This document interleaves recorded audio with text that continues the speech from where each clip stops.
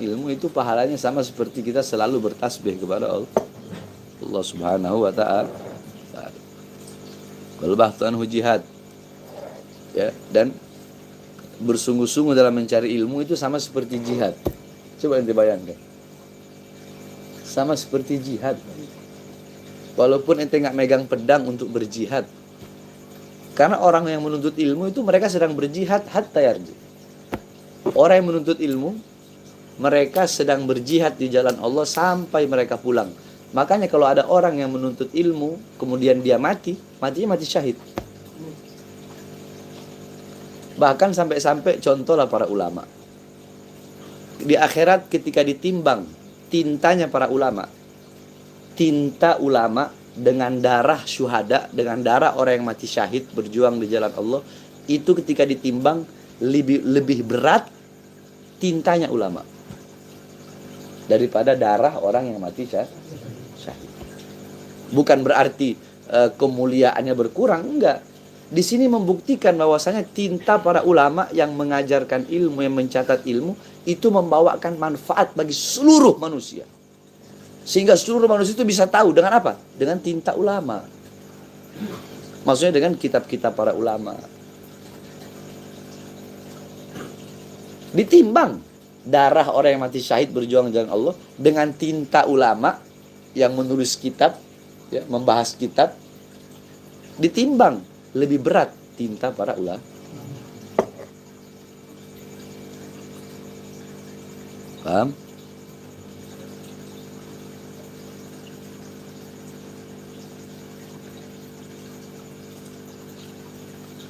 Wa ta'limahu man la ya'lamuhu shadaqah.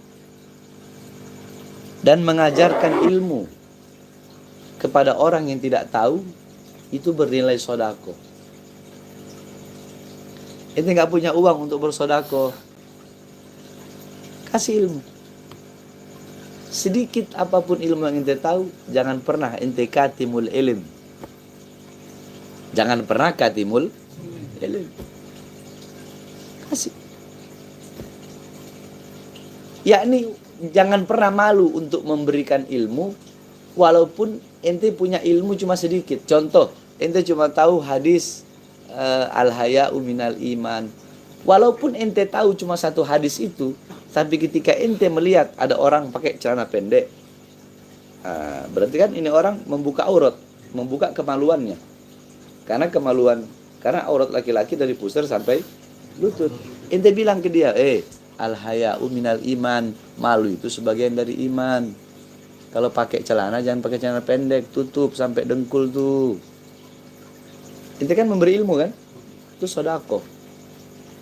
Andai sekalipun ente tidak bersedekah dengan yang ilmu ini luar biasa. Wa badlu li ahli gurbah. Mengambil ilmu, mencari ilmu, menuntut ilmu, meminta ilmu kepada ahlinya, itu gurbah, mendekatkan diri kita kepada Allah Subhanahu. Kama qala Imam Abdullah bin Mubarak, yahtajul insan ila ziyarati mayubkihi wa idza lam yajidhu fil ahya ittala ala suratihi fil amwat. Kita ini manusia butuh untuk apa? Butuh untuk mendatangi sosok, butuh untuk berkunjung kepada sosok yang dimana dengan kita berkunjung, dengan kita mendatangi sosok itu bisa mendekatkan diri kita kepada Allah, qurbah. Bisa membuat kita menangis, takut kepada Allah. Bisa meningkatkan kepatuhan, ketundukan, ketakwaan kita kepada Allah. Butuh. Ya ini kita ini butuh ziarah ke ulama-ulama. Yang dimana dengan kedatangan kita ke ulama-ulama itu bisa meningkatkan ketakwaan kita kepada Allah. Bisa mendekatkan diri kita kepada Allah dengan nasihat-nasihatnya, dengan ilmu-ilmunya. Nah, kalau tidak ada dari kalangan ulama-ulama, orang-orang soleh yang masih hidup, yang bisa membuat engkau bertambah ketakwaanmu, rasa takutmu kepada Allah, maka ambillah pelajaran dari kisah orang-orang yang sudah wafat. Jadi intinya, ketika ente mempelajari ilmu, baik dari orang yang masih hidup atau dari orang yang sudah wafat, itu adalah qurbah. Maka ente telah mendekatkan diri kepada Allah Subhanahu wa ta'ala. Paham? Paham ya? Ya akhir. Wallahu a'lam bishawab. Nanti lanjutannya besok. Ya, lanjut malam Selasa depan.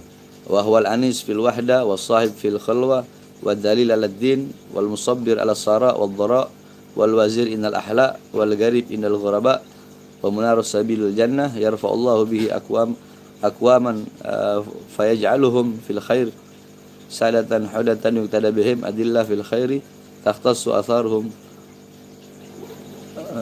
wa tusma'u af'aluhum wa targhubul malaikah fi khullatihim wa bi ajnihatiha tamsahuhum wa kullu ratbin wa yabisin lahum yastaghfiru hatta hitanul bahr wa huwa ummuhu wasiba'ul barri wa na'amuhu was sama wa nujumuha. Nanti malam Selasa depan Anda bahas ya. Loh Beb, Habib, ya begini kalau ngajar kan lembut. Makanya anak heran ada orang-orang ngomong Habib Bahar ceramah keras, tegas, menghina, mencaci, memaki. Yang anak hina siapa? Yang anak caci siapa? Yang anak maki siapa? Anak menghina kezoliman, anak mencaci kezoliman. Kalau ada yang nggak terima, berarti itu pelaku kezoliman. Lah terus sekarang kok beda, Beb? Lah iya orang lagi ngajar, apalagi Ihya. Kitab Ihya Ulumuddin. Ini kitab tasawuf. Masa anak ngajarnya harus teriak-teriak? Kan nggak mungkin. Ketika anak lagi ngajar ya seperti ini, lembut. Cuma kan orang nggak mau tahu. Pembenci itu nggak mau tahu, penghasut itu nggak mau tahu itu. Ya. Karena dalam riwayat Rasulullah mengatakan dulu, ya, ketika Allah Subhanahu wa taala menciptakan ruh-ruh manusia, itu ruh saling mengenal, saling mencari. Jadi ruh baik dipertemukan dengan ruh baik. Ruh jahat, ruh buruk dipertemukan dengan ruh buruk.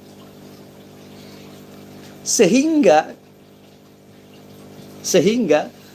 ketika orang baik, dia akan senang melihat orang yang baik juga. Kenapa? Karena ruhnya ketemu, nyambung.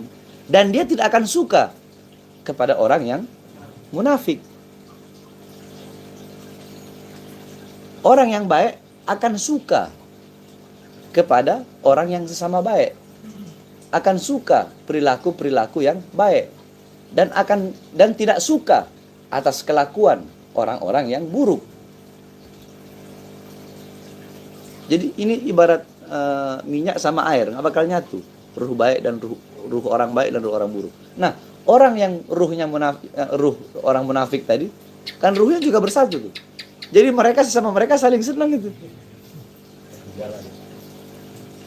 Jadi orang yang munafik senang melihat orang munafik. Orang jahat senang melihat orang jahat.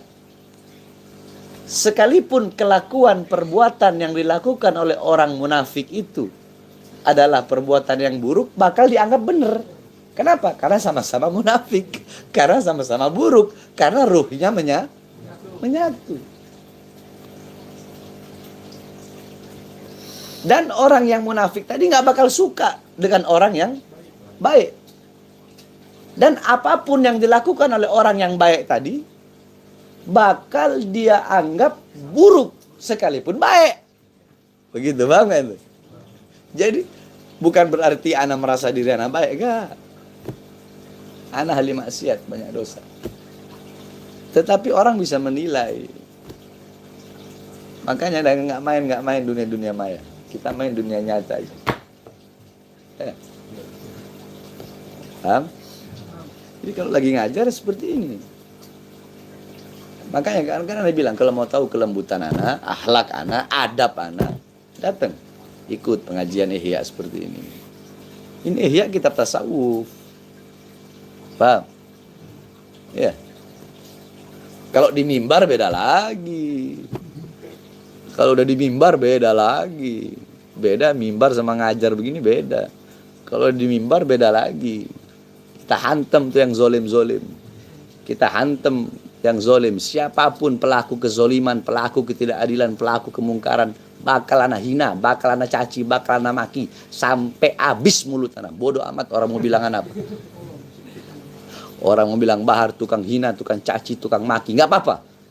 Yang ana hina, yang ana caci, yang ana maki kezaliman, kemungkaran, kemaksiatan. Kenapa? Hah? Kenapa emang? Salah.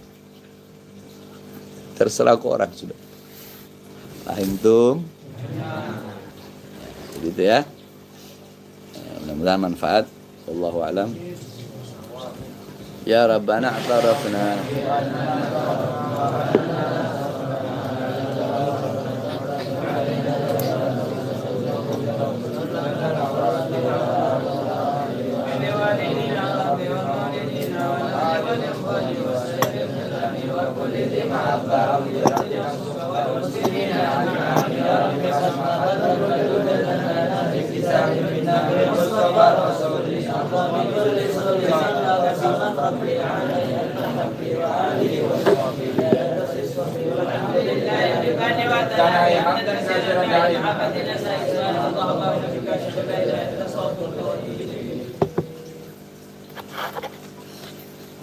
Muhammad.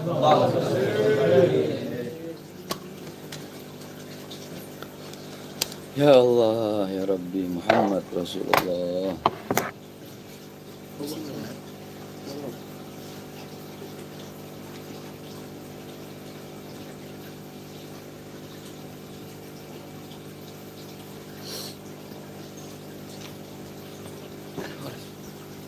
Salim, halo.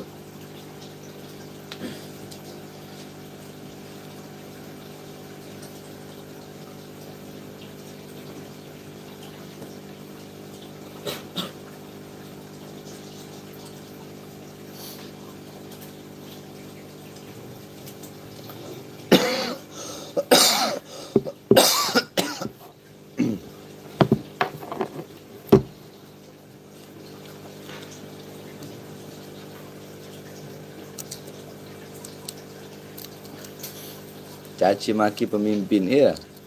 Pemimpin yang nggak benar bakalan caci, bakalan maki.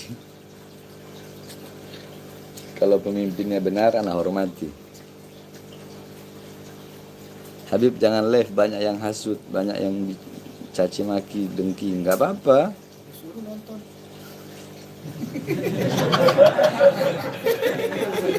Asbak man. Suruh nonton. Nggak apa-apa, biarin aja. Anak kan udah bilang, anak mau dihina, mau dicaci, mau dimaki. Nggak pernah anak bermasalah.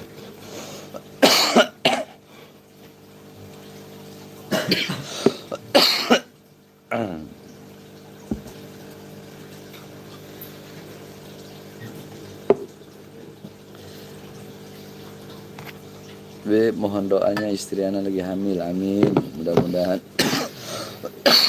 mudah-mudahan lahirannya lancar, insyaallah. Allah permudah.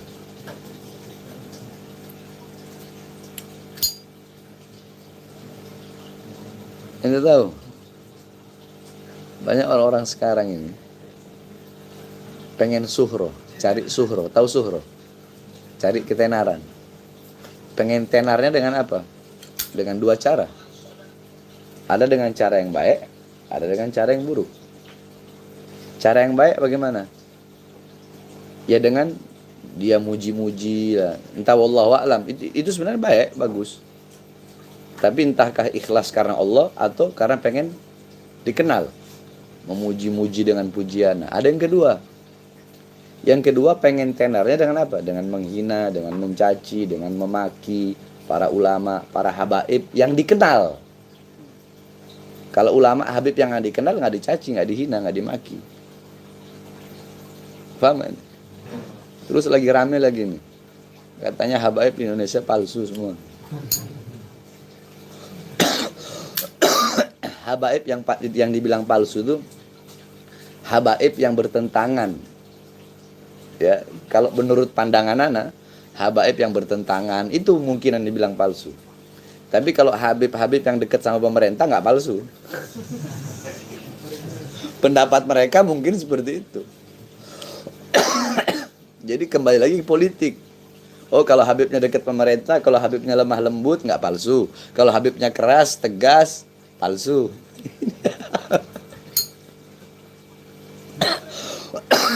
Sampai rame tes DNA. Iya.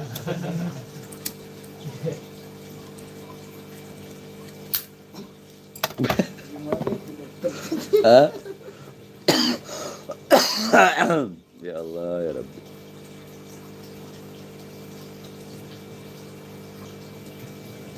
Nggak apa-apa kalau mau tes DNA, tapi ada syaratnya. Tes DNA ada syarat. Kan kalau tes DNA itu harus diambil sampel kita, air liur atau darah atau rambut gitu kan. Boleh kita tes DNA. Ana yang duluan mau tes DNA, tapi dengan beberapa syarat. Syarat pertama, apakah bisa mereka yang meminta itu menggali kubur Rasulullah untuk mengambil darah Rasulullah?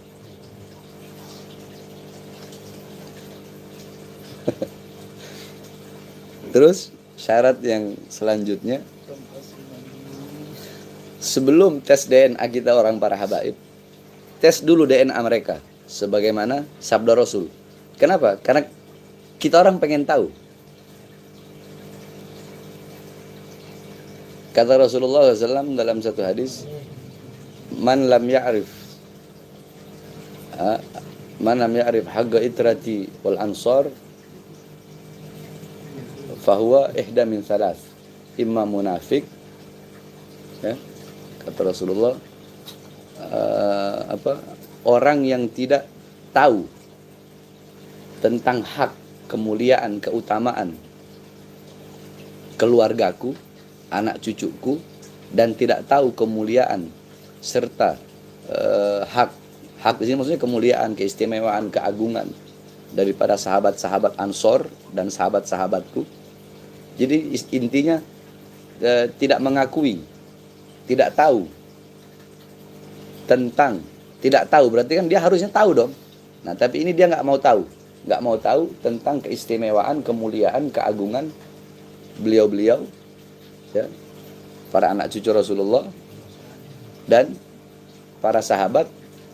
Maka ini orang yang tadi ini yang mengingkari, yang tidak tahu, ya, yang mengingkari, yang tidak tahu keturunan Rasulullah dan para sahabat, tidak tahu keutamaannya, mengingkari keutamaannya, tidak tahu aja udah seperti ini, apalagi mengingkari, kan begitu. Maka dia termasuk satu dari 3 golongan. Imam munafik, ya, dia itu orang munafik, atau dia itu anak hasil zina, atau dia itu yakni min ghairi tuhurin, atau dia anak yang orang tuanya dulu, ayahnya bersetubuh dengan ibunya dalam keadaan haid. Jadi gampang kalau ada orang benci sama anak cucu Rasulullah, benci sama sahabat, di antara 3 ini. Kalau nggak munafik, anak hasil zina, kemudian anak haid. Nah, tes DNA. Anak zina apa bukan? Kalau benar ternyata anak zina, oh berarti benar pembenci. Berarti benar yang dikatakan Rasulullah SAW. Kalau udah benar bahwasanya dia itu termasuk daripada orang yang mengingkari keutamaan yang sebagaimana Rasulullah sabdakan, kalau munafik kan nggak mungkin bisa dites DNA. Tapi coba tes saja, anak hasil zina apa bukan? Nah, kalau udah ketahuan tesnya 2 syarat tadi. Ayo, anak tes DNA. Ini orang mau adu domba. Terus udah ada pakai bahasa apa lah? Bahasa sekarang udah dipakai, ada bahasa Kiai Pribumi. Wah. Kiai Pribumi sama Habib Palsula, Habib Yaman, Habib apa. Jadi kalau ada yang minta tes DNA 2 syarat tadi ya. 1, bisa ente gali Rasulullah untuk ambil darahnya. Karena untuk mencocokkan sampel kan. Atau gali nggak usah jauh-jauh Rasulullah. Gali magamnya Sayyidina Ubaidillah. Sayyidina Ubaidillah bin Ahmad al-Muhajirullah bin Isa Rumi. Tapi kalau kebanyakan yang Ana lihat, ya itu tadi. Yang sering mereka bilang, oh ini Habib palsu. Kalau Ana sih bodoh amat. Bahar bin Smith dibilang, oh, Habib palsu, bodoh amat. Pergi ke Robito sana, pergi ke Nagoba. Ana tidak perlu menjelaskan siapa diri Ana. Pergi ke Robito, pergi ke Nagoba, tanya aja sana. Nasabnya Bahar bin Smith. Kalau mau Ana tunjukin yang di rumah kebesaran, nggak pada bisa baca, ntar pada kejang-kejang lagi. Paham? Iya. Ya ini apa tadi? Yang mana tadi Anda ngomong tadi? Apa? Bukan Zuhra barusan tadi. Kiai pribumi udah ada bahasa. Kami pribumi. Ana Bahar bin Smith. Ana punya ibu bukan Syarifah. Ana punya umi bukan Syarifah. Di dalam tubuhnya Ana mengalir darah pribumi. Pribumi mana? 1. Minahasa. 2. Sanger, Talaut. 3. Ternate. 4. Darah Flores. 5. Buton. 6. Darah Bajo.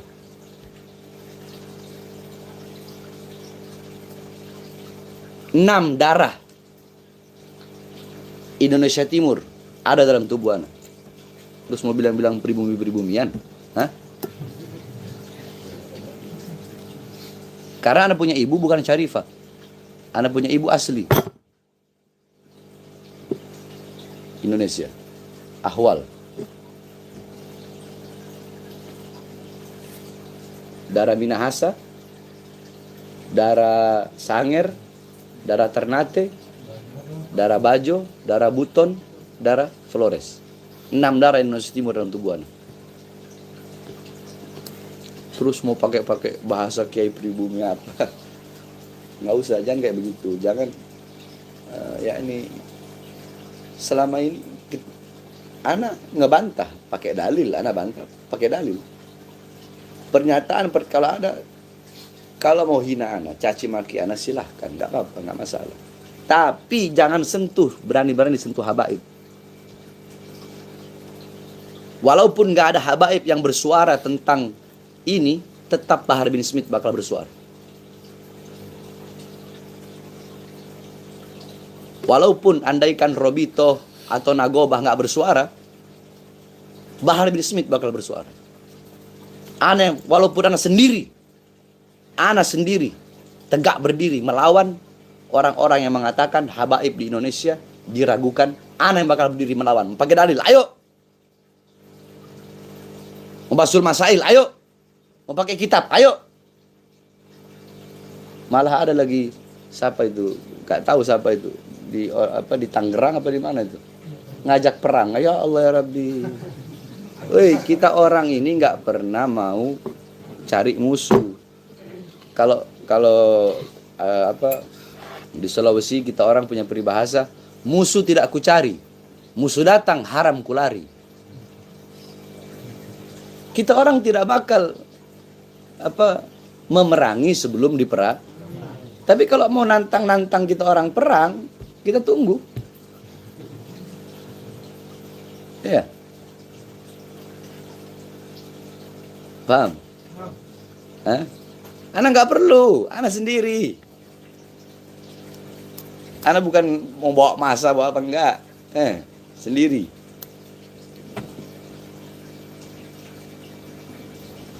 Ana kan memberikan, Ana membantah si Imaduddin pakai dalil. Ana juga pakai dalil. Ada yang nggak terima, ada yang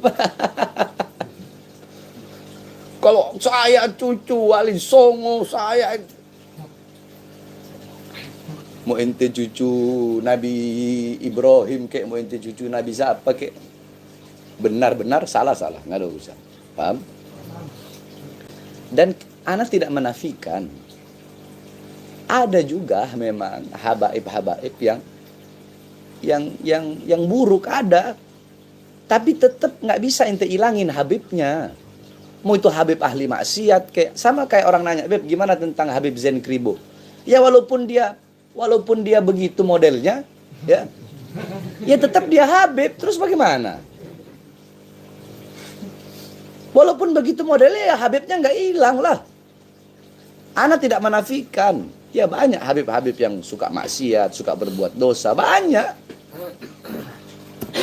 Makanya kan Anda bilang, kalau memang ente benar-benar cinta sama Habib, cinta sama keturunan Rasulullah, kalau ngelihat Habib yang nggak benar, tegur, nasihati. Itu baru ente cinta sama Rasulullah. Tapi kalau ente biarkan dengan, wah, anak takut kualat. Kalau ente biarin, anak takut kualat begini-begini. Nah, ente mengkhianati Rasulullah, itu namanya. Nasihati dengan cara yang baik, nasihati dengan cara yang bagus. Nasihatin. Itu nggak usah pakai cara Ana kalau nasihatinnya beda. Ana ya emang orangnya begini kan. Woi kau, woi wedat. Orang begini terus mau dibikin sok-sok lembut gitu anak kalau. Ana bukan orang munafik yang dulu wajhin, dua muka, depan beda, belakang beda. Enggak, Ana ya begini. Ana begini Ana jadi diri Ana sendiri. Paham? Paham ya?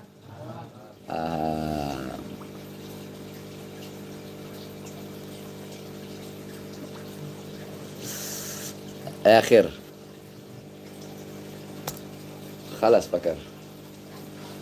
Ya semuanya, insyaallah ketemu lagi. Insyaallah ada waktu kita live lagi ya. Bagi orang-orang yang pengen suhro, pengen tenar dengan menghina, mencaci, memaki ana, silahkan hina, caci, maki ana sesuka ente orang.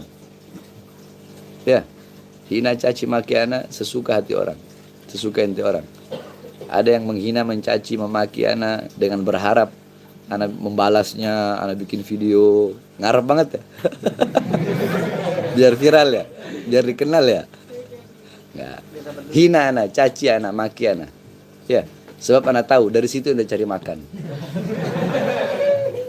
Ya, tapi kasihan ente nyari makan dari perkara-perkara yang haram. Kasihan anak ente orang, ya. Ya akhir. Assalamualaikum. Tes DNA, anu udah bilang kalau mau tes DNA 2 syaratnya. 1, bisakah ente orang yang ngajak tes DNA ini menggali kuburnya Rasulullah, ambil darah beliau, nanti cocokkan sama kita orang, atau darah Sina Ubaidillah yang dikatakan putus, darahnya atau rambutnya kayak atau apa? Ya, sama-sama kita ke laboratorium rumah sakit. Anu udah cek rumah sakit Mangun Cipto Mangunkusumo. Biayanya ana yang bayar. Biayanya ana yang bayar. Itu syarat pertama. Syarat kedua, tes DNA dulu. Yang ngajak tes DNA ini tes DNA dulu. Apakah termasuk anak zina apa bukan? Sebagaimana hadis tadi yang dikatakan oleh Rasulullah. Sebab yang mengingkari keturunan Rasulullah salah satu dari 3. Munafik, anak zina, atau anak yang disetubuhi dalam keadaan ibunya haid. Assalamualaikum warahmatullahi wabarakatuh.